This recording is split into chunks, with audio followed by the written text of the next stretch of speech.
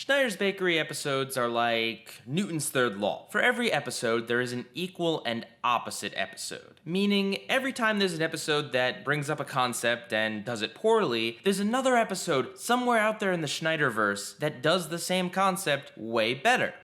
What if I were to tell you there was an iCarly episode that had a romance plot that was incredibly well handled? I'm sure most of you would have at least mild disbelief.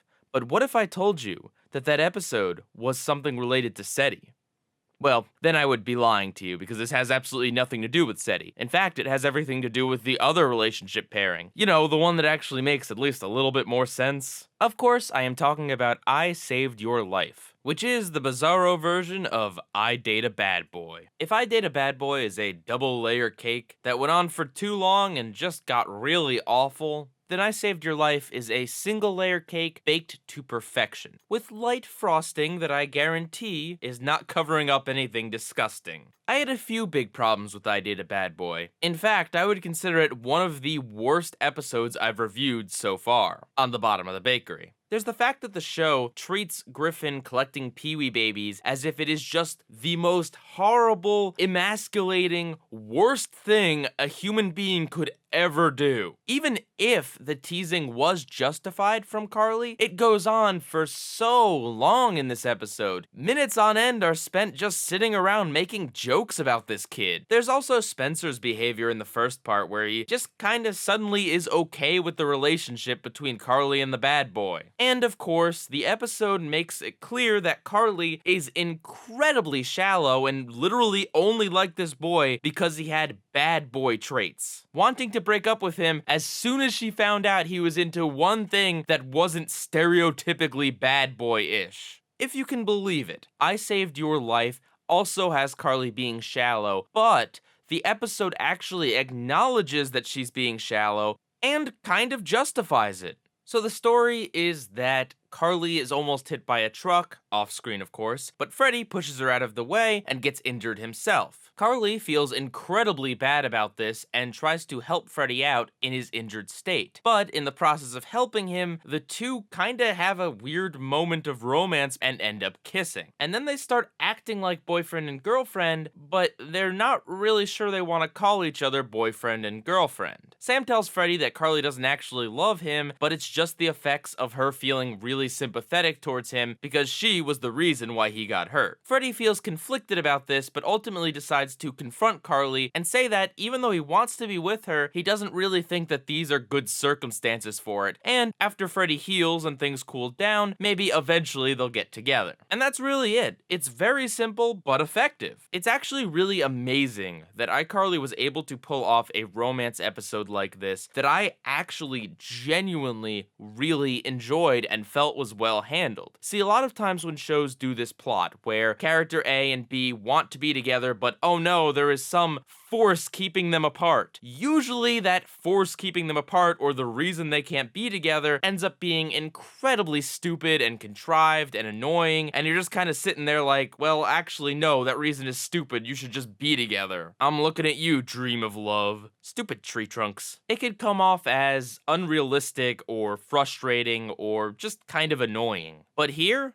it all makes perfect sense. With Carly being shallow towards Freddy, it's not like she's even really consciously doing it. She doesn't fall for him because suddenly he's more handsome or suddenly he has a lot of money or anything like that. It's out of sympathy. It's out of actually caring about him. And it's out of possibly genuinely liking him like that, but being confused about her own feelings. And it's not like Carly is doing this out of intentional pity. It's not like Carly's like, man, I don't like going out with this kid, but you know, I caused him to get hurt, so I have to do it. It's a lot more complicated than that. Both of them had a near-death experience, so it's kind of natural. The ending isn't Carly saying, you're right, I only liked you because I felt bad for you. No, it's Carly and Freddy saying, you know what? I'm not entirely sure how I feel about this. There's something weird going on, so maybe we should just wait until tension dies down a bit before we try it again. And if that isn't one of the most realistic, rational, logical, and presenting a good moral east endings to any Schneider's Bakery show, then I don't know what is. It's a pretty good lesson, right? Sometimes when you're under extreme stress or danger or other external factors, you can feel things for someone that may or may not be genuine, and really you should probably just kind of wait things out to see how you feel about the person after your hormones and your adrenaline and everything else settles down. It's a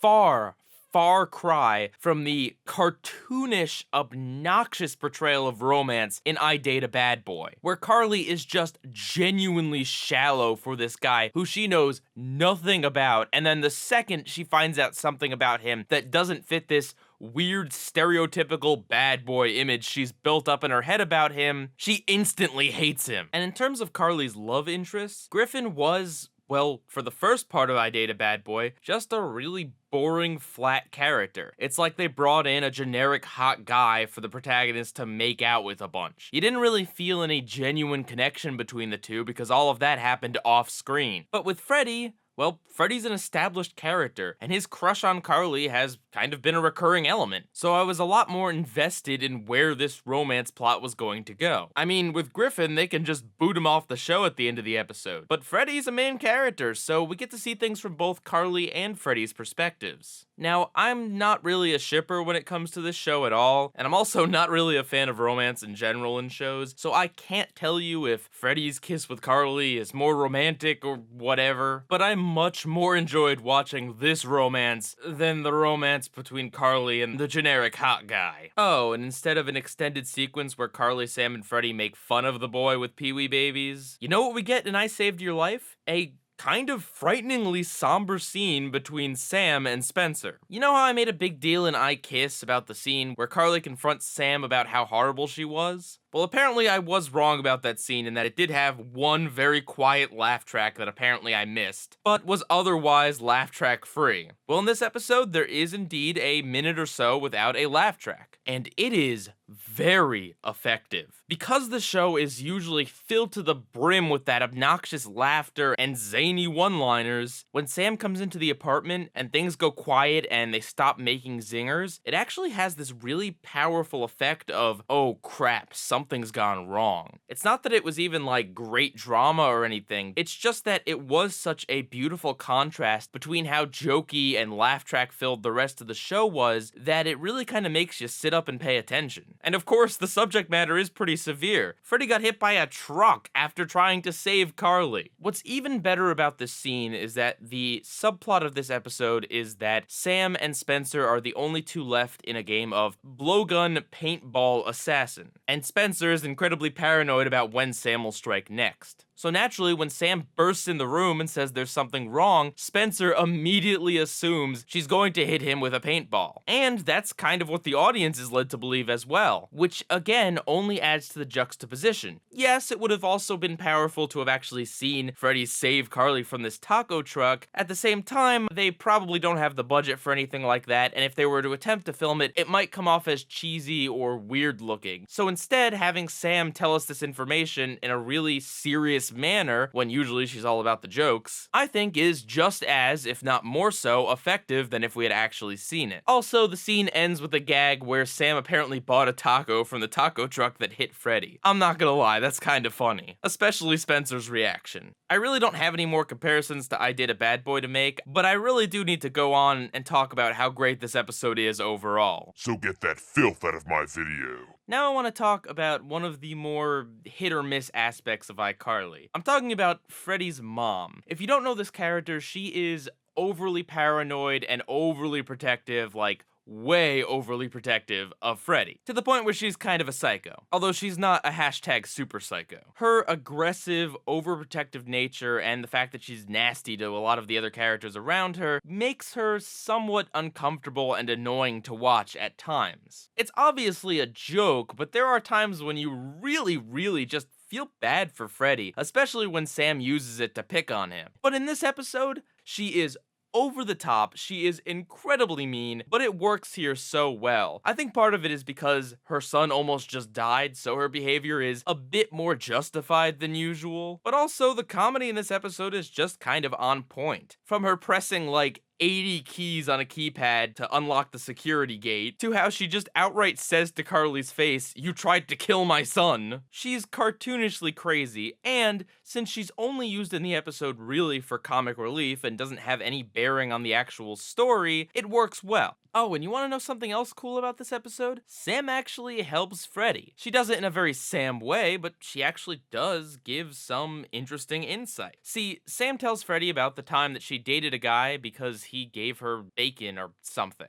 The idea being that Carly only likes Freddy because he saved her life. And while yes, Sam was saying it to irritate Freddy, she also does seem to be giving some honest insight about the situation from a third party. Sure, it might be a little mean, but she's not wrong. And other than that, she doesn't really pick on Freddy here. I could just picture them doing this episode where Freddy gets hit by a truck and then Sam continues to bully him, and that would have been awful. But instead, they keep Sam focused on her subplot with Spencer. And they don't try to do anything stupid where Sam doesn't care that Freddy was hit by a truck or something. She is definitely concerned when she goes to tell Spencer, even if she did stop for a taco. Oh, and as far as the subplot goes, it's nice. It's nothing complicated, but it does its job as a B-plot. It's mildly interesting, and there's a few good gags of Sam and Spencer hiding in weird places to surprise the other person, and it adds a little bit of levity and goofiness in what is otherwise a romantic and serious episode. Well, as romantic and serious as a show like this can ever be, at least. It's kind of ironic that I Date a Bad Boy is one of my least favorite iCarly episodes, and this one happens to be one of my favorite, if not my favorite, iCarly episode. Everything in it just works. There's a serious moment that I genuinely was invested in. There's some decent comedy in the form of Freddy's mom, a subplot that held my attention and had a little bit of action and comedy to break things up, and a romance story that felt very genuine and real and not hackneyed or forced in any way, with a realistic and interesting conclusion that made me feel satisfied at the end of the episode. Episodes like this one and I Kiss really prove that the show can actually handle stories that are just a little bit more serious. And it's kind of sad to see that as the show went on, it got more goofy and wacky and stupid than keeping with some of its more grounded, realistic, and interesting roots. This is an iCarly episode that I wholeheartedly recommend. And as we all know, this is the last time that iCarly ever attempted anything to do with romance. Ha ha ha ha.